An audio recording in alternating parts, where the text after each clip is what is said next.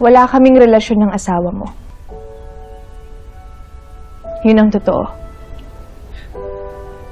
Ang dahil sa'yo, muntik na masira ang pamilya ko. I know. Pero, informant lang talaga ako ng asawa mo. O sige, aaminin ko na. Nagka-crush ako sa kanya. Pero yun na yun. Hindi naman niya ako pinatulan eh. Gentleman ang asawa mo. Loyal siya sa'yo. Kaya sana mapatawad mo ako.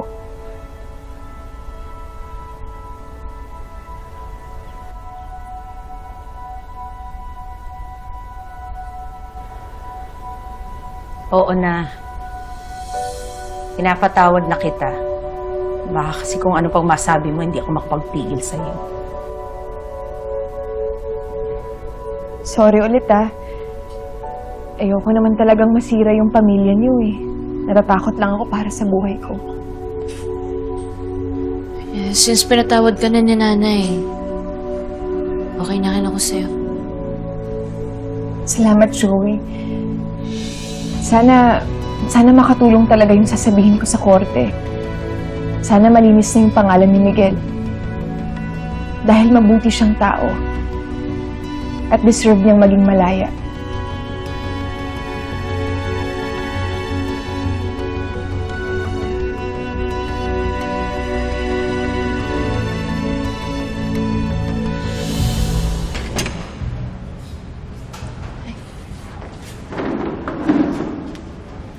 Isa.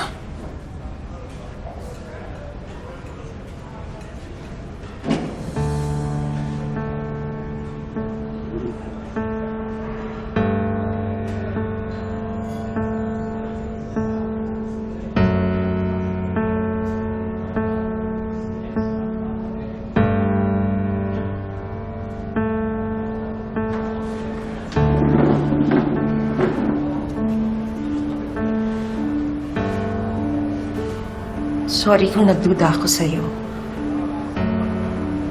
Sorry kung hindi ako naniwala sa mga paliwanag mo. Asawa kita, dapat naniniwala ako sa'yo. Ano, Clarissa, may kasalanan din naman ako eh. Malaki pagkukulang ko sa inyo. Palagi ako nasa trabaho, kaya hindi ko maiwasan na magduda ka. Pangako ko, simula ngayon, hindi na ako magdududa sa'yo. Ikaw na ang paniniwalaan ko. Hindi na ako magpapadala sa sabi-sabi ng iba. Ikaw at si Joey na lang ang paniniwalaan ko.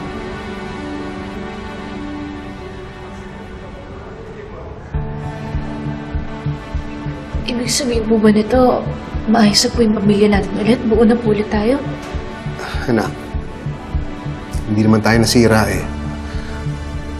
Oo, nagkahiwalay tayo dahil sa sitwasyong kinaharap ko ngayon. Pero dito sa puso ko,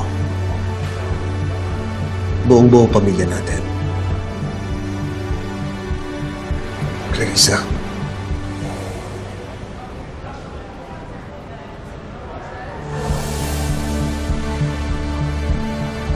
Joey.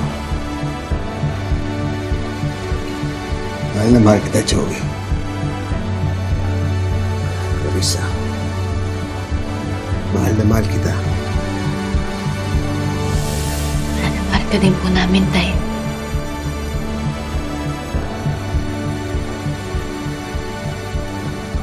Mahal na mahal din kita.